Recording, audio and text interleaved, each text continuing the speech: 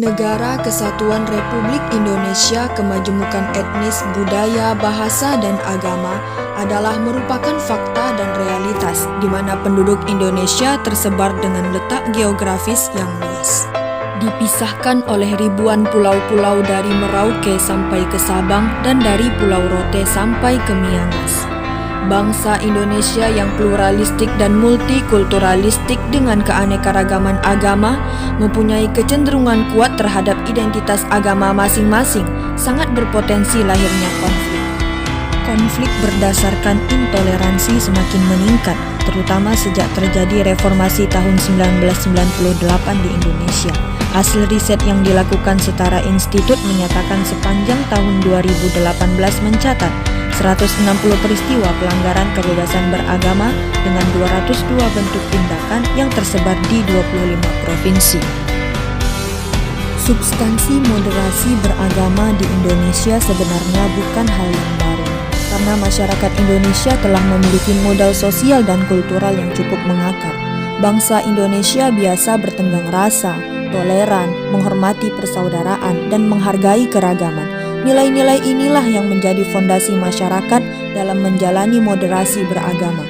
Kini, nilai-nilai yang mulai luntur ini diperkuat melalui program moderasi di semua institusi dan aspek kehidupan masyarakat. Moderasi beragama dimaknai sebagai sikap beragama yang seimbang antara pengamalan agama sendiri dan penghormatan kepada praktik beragama orang lain yang berbeda keyakinan. Sehingga keseimbangan dalam menjalankan agama ini akan menghindarkan sikap ekstrim berlebihan, fanatik, dan sikap revolusioner dalam beragama. Memangnya moderasi beragama penting untuk Indonesia? Ya, sangat penting. Karena Indonesia adalah negara yang masyarakatnya sangat religius dan sekaligus majemuk.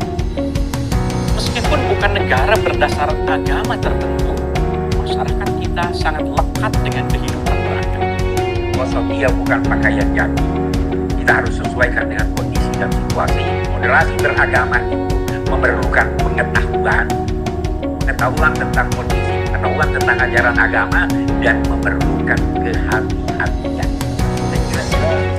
Baik secara historis dalam pembentukan negara Indonesia sejak 17 Agustus 1945 sampai sekarang terlihat sekali bahwa moderasi itu kelihatan sekali dalam keberagaman, khususnya dalam hal ini Islam sebagai umat yang terbesar dan menerima Pancasila, menerima 4 prinsip dasar negara bangsa.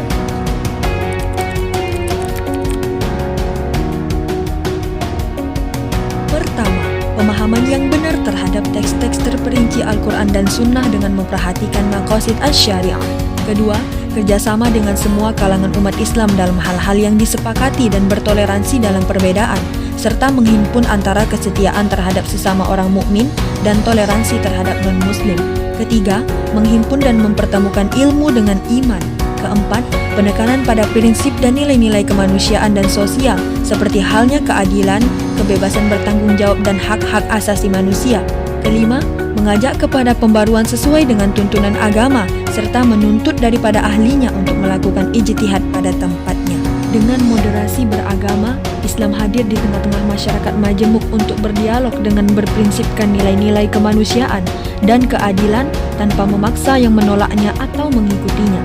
Sedangkan yang menerimanya diberi kesempatan untuk melaksanakannya secara bertahap sesuai dengan kemampuan tanpa mempergampang penahapan itu.